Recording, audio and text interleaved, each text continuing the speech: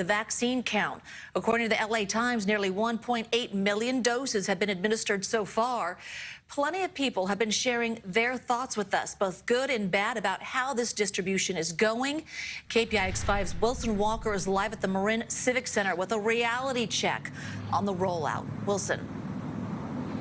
Juliette, about 3.6% of San Francisco residents have been vaccinated, at least one dose, have been vaccinated against the virus. Over in Contra Costa County, it's about 6.7% of the population over the age of 16. Now, here in Marin, the number is somewhere in between, and this county is a good example of why these numbers look the way they do. It worked very well. It was very, very well organized. Everyone was very kind and caring, yeah. Well, congratulations and happy Saturday to you. Thank you. It couldn't be better.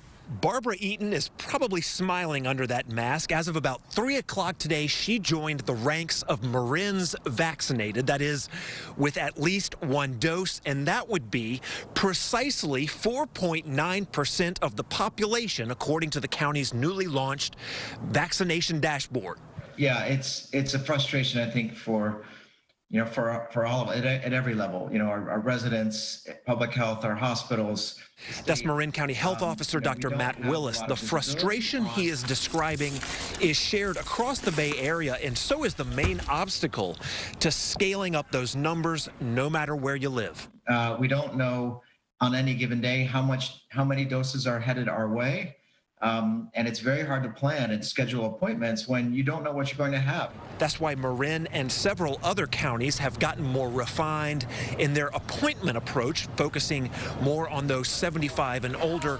This week, it became increasingly clear that limited vaccine supply will be an ongoing problem. We have heard from the Biden administration that they will at least offer us more clarity in terms of what we can expect over the coming weeks and months with regards to doses. The Biden administration is also proposing $20 billion for logistical help. So those things are really going to help, but it's going to take a while for the dollars to translate into trained people, sites, and all the other difficulties in getting these problems lined up. So this is what the rate of growth might look like for a while as we are caught in the limits of both logistics and supply. Yeah, we were kind of hoping that the new administration would sort of, open the vaults and see boxes and boxes of vaccine that hadn't been distributed. That's not the case, and so I think we need to set our expectations. We keep hearing about expectations, and people who know this a lot better than I do keep telling me that we're about a month away from getting logistics right and maybe 2 or 3 months away from having enough vaccine to make this all work like we would all probably like to see it happen. Now, we keep getting emails from viewers who have been vaccinated and are describing wonderful experiences, as you heard from Barbara earlier, convenient, quick, experiences in getting that vaccine. So the people are out there. I think there's a nice sort of abyss here between expectations and reality.